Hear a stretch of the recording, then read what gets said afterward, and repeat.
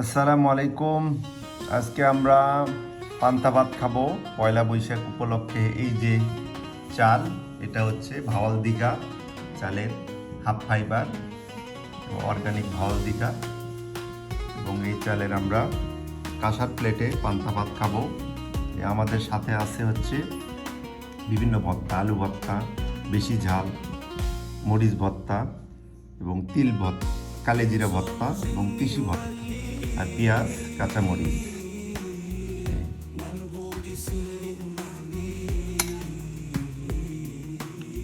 এটা হচ্ছে আগের রাতে ভিজানো হয়েছে, এটা খুবই পুষ্টিকর, ক্যালসিয়াম সমৃদ্ধ, বাঙালির হাজার বছরের ঐতিহ্যবাহী পান্তা ভাত। নর্মালি 8 ঘন্টা ভিজায় রাখতে হয়। এরপরে একটু সাথে আর লবণটা ভাতের ভেতরে দেওয়াই আছে। ধন্যবাদ সবাইকে, শুভ নববর্ষ। আসসালামু আলাইকুম।